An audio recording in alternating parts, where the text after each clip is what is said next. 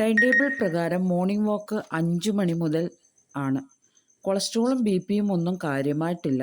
എങ്കിലും ഒരു ഉണർവിന് ഈ നടപ്പ് ഒരാവശ്യം തന്നെ. ശബ്ദമലിനീകരണമില്ലാതെ എങ്ങും ശാന്തമായ അന്തരീക്ഷം. ഒന്നോ രണ്ടോ ചെറുവണ്ടികൾ പോയാലായി. ഗ്രാമവിശുദ്ധി അപ്പാടെ ഒപ്പിയെടുക്കുന്ന സമയം. അമ്പലധ്വനികൾ ശംഖുരൂപേണയും നാദമായും കർണപുടങ്ങളിൽ പതിക്കുന്ന നേരം. അമ്പലനടയ്ക്കൽ തൊഴുതു തിരിഞ്ഞു വന്നു. ആ നിൽക്കുന്ന വിഷ്ണു അല്ലേ? വെള്ള വസ്ത്രത്തിൽ പൊതിഞ്ഞ ഉടലിന് അവകാശി വിഷ്ണുമായ തന്നെയല്ലേ? എനിക്ക് തെറ്റിയില്ല. അവൾ അടുത്തേക്ക് വരുന്നതും കാത്ത് അല്പനേരം നിന്നു. കുട്ടേട്ടനല്ലേ? അതെ. ക്ഷേത്രദർശനം കഴിഞ്ഞുവോ? അതെ. കണ്ടപ്പോൾ തന്നെ ആ ചരിഞ്ഞ നടത്തം, മുണ്ടിൻ്റെ കോന്തല ഒരൊറ്റ മുകളിലേക്ക് ഉയർത്തിപ്പിടിച്ച് തിരിഞ്ഞും മറിഞ്ഞും നോക്കാതെയുള്ള ആ പോക്ക്, അതൊന്നും ഞാൻ മറന്നിട്ടില്ല. വിഷ്ണു അല്പനേരം നിശബ്ദയായി. ഈ ജന്മം നമുക്കിവിടെ തീരും. പക്ഷേ അടുത്ത ജന്മം എനിക്കായി കുട്ടേട്ടൻ മാറ്റിവെക്കുമോ? ഞാൻ ഞെട്ടി. ഒരു മാത്രം നിന്നു. നീ ഇപ്പോഴും? ഞാൻ. അവൾ പതിയെ ചിരിച്ചു. വേദന കലർന്ന ആ മന്ദഹാസത്തിനിടയിലും മുഖത്തെ ശോണിമ ഞാൻ അതിശയിച്ചു.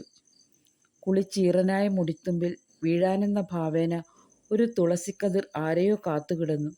അവളുടെ മുടി ഇരട്ടിക്കിരട്ടിയായി വർദ്ധിച്ചിരിക്കുന്നു. കുട്ടേട്ടന് എൻ്റെ മോളെക്കുറിച്ച് അറിയണ്ടേ? ഞാൻ ചോദ്യരൂപേണ നോക്കി. അവൾ എന്നെ വിട്ടുപോയിട്ട് പതിറ്റാണ്ടാകുന്നു. ഭർത്താവിന് മറ്റൊരു ഫാമിലിയുണ്ട്. ഇപ്പോൾ എന്നെ അന്വേഷിച്ച് വരാറില്ല. അല്ലെങ്കിലും ഞങ്ങളുടെ ജീവിതം എന്നെ അറ്റുപോയിരുന്നു. ഒറ്റയ്ക്ക് കഴിയാനുള്ള ശക്തി മനസ്സിലില്ലാത്തതുകൊണ്ട് തിരികെ തറവാട്ടിലേക്ക് പോന്നു. അവൾ യാത്ര പറഞ്ഞു പിരിഞ്ഞതൊന്നും എൻ്റെ മനസ്സിൽ തട്ടിയില്ല. പകരം ഞാൻ തളരുകയായിരുന്നു. എന്തുകൊണ്ട് അവൾക്ക് ഈ ഗതി? താനൊന്നും അറിഞ്ഞില്ല, ഒന്നും. കുട്ടേട്ടാ, കുട്ടേട്ടന് എന്നോടൊന്നും പറയാനില്ലേ? നിശ്ചയം ഉറപ്പിച്ച കുട്ടിയോട് തനിക്ക് എന്തു പറയാൻ? ഒരു ജോലിയും കൂലിയും ഇല്ലാതെ നടക്കുന്ന താൻ ഇവളോട് എന്തു പറയും? സ്വർണ്ണക്കരണ്ടിയുമായി ജനിച്ച കുട്ടിയല്ലേ അവൾ. 4 ആങ്ങളമാരുടെ ഉടപ്പിറന്നോൾ. അവളെ ആരെങ്കിലും ജോലിയില്ലാതെ നടക്കുന്ന ഒരാൾക്ക് പിടിച്ചു കൊടുക്കുമോ? പോരെങ്കിൽ അവരുടെ അത്ര ആസ്തിയും തറവാട്ടുമഹിമയും പറയാനില്ലാത്തവരാണ് തൻ്റെ കുടുംബക്കാർ. നനഞ്ഞ മിഴികൾ അകലേക്ക് നോക്കി കണ്ണീരിനെ വറ്റി വരണ്ടതാക്കി മാറ്റി. ആ സമയത്തെ തനിക്ക് മറക്കാനാവില്ല. അവളെ തൻ്റേതാക്കി മാറ്റണമെങ്കിൽ തനിക്ക് ഒരുപാട് പ്രയത്നിക്കേണ്ടി വരുമെന്ന് തനിക്കറിയാമായിരുന്നു. ഒന്നുകിൽ തൻ്റെ ശരീരം തുണ്ടം തുണ്ടമായി മാറും, അതുമല്ലെങ്കിൽ താനൊരു വികലാംഗനാവും. സന്ധ്യ മയങ്ങിയ നേരത്ത് അവളുടെ മുഖത്തേക്ക് താനൊരു നിമിഷം നോക്കിയില്ലേ? വിങ്ങി വിതുമ്പിയ മുഖം, ഒരിറ്റു കണ്ണീർത്തുള്ളി കപോലത്തിലൂടെ ഒഴുകിയിറങ്ങിയത് അരുതെന്ന് പറയാൻ ഒത്തിരി ആഗ്രഹിച്ചു. ക്ഷേത്രത്തിലേക്കെന്ന് പറഞ്ഞ് തന്നെയും തേടി ഇറങ്ങിയവൾ, അനുകൂലിച്ച് ഒരു വാക്കു പറയാതെ വിഡ്ഢിയായി നിന്ന തന്നെയും തിരിഞ്ഞു നോക്കി പോയവൾ. നെഞ്ചകത്ത് പടപടാന്ന് മിടിക്കുന്നു. ഒരുതരം അസ്വസ്ഥത. വേഗം വീട്ടിലെത്തി. അമ്മുവിനോട് പറഞ്ഞ് അല്പം തണുത്ത വെള്ളം അകത്താക്കി.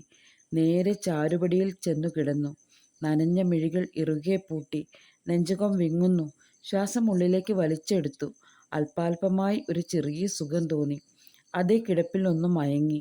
ഇരു കൈകളിലും കുപ്പിവളയണിഞ്ഞ് പാവാടയും ജാക്കറ്റും ധരിച്ച് മുടി 2ആയി പകുത്തു പിന്നി നിലം തൊടാതെ നിറയെ കായണിഞ്ഞു നിൽക്കുന്ന ചാമ്പമരം പിടിച്ചുലച്ച് ആ കൊച്ചു സുന്ദരി തൻ്റെ മനസ്സിൽ ഇപ്പോഴും ഒരു കുളിർത്തന്നലായി ഒഴുകി വരുന്നത് അയാൾ അത്ഭുതത്തോടെ അറിഞ്ഞു.